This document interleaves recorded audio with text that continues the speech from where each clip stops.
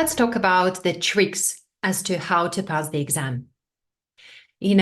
Our brains are lazy and they do this silly trick that's all the time. When you have heard about something, your brains think that they know about it. Like, for example, you have heard about some disease and the brains thinks that they know how to treat that disease.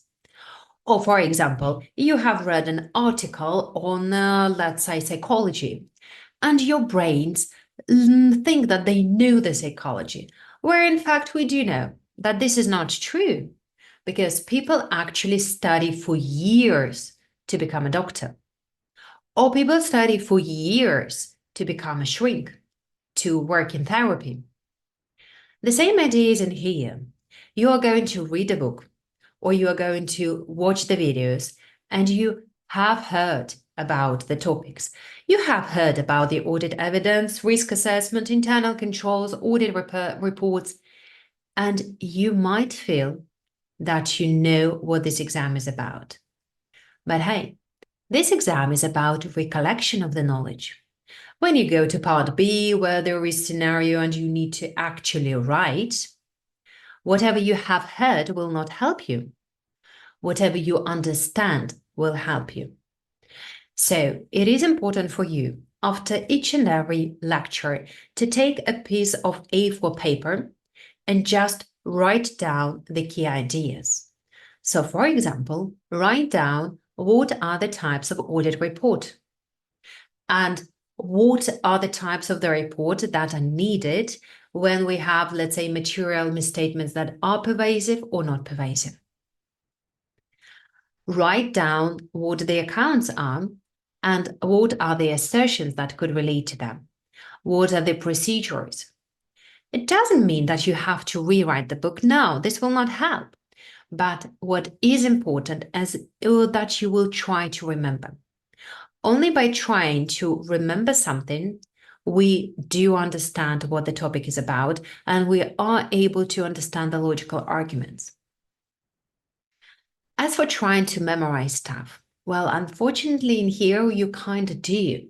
You do need a perfect memory to remember all the types of the risks, the control procedures, and so on. Well, what I recommend is to write down these key items and just review them before you go to sleep. Because the way our brains work is that when we're sleeping, they take whatever there is there in our daily memory and they try to sort it in between the drawers. And whatever is the freshest has the higher chance of being remembered. That trick helped me when I was a kid. So when I was at school, like at school, sometimes you need to learn poems by heart. I would read a poem just before going to sleep. I would open it the first thing in the morning. And guess what? I could recite it.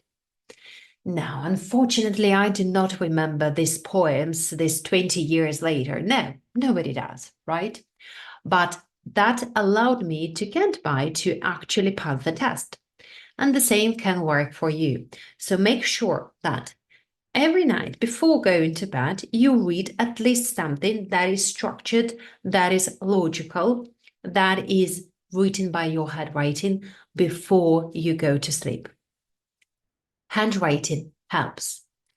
Even if you do not write a lot, even if you use computers, that is just different way you process the information. And even more, when it is computers, you are going to type faster than you actually think.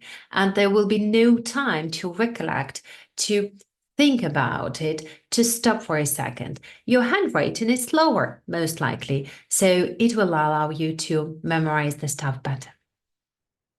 Now, as for part B questions, it is important for you to know how to write down the answer so that it brings marks. So try to do that exercise before watching the practice video and then see how I talk about it. See what are the logical points that I stress, how I formulated my answer, and go to your attempt. Try to review it from the marker's perspective and see if your answer does score mark or not. And just a disclaimer. You are going to get a mark if you have an explanation. So when there is some justification in it, such as because, therefore, such as. When there is taking the scenario and saying what it means. So this is how we get ready for the exam. Long story short, not just listening, not just watching the videos, but also handwriting is a must in this very exam. I hope that was helpful, and I will see you next. Bye!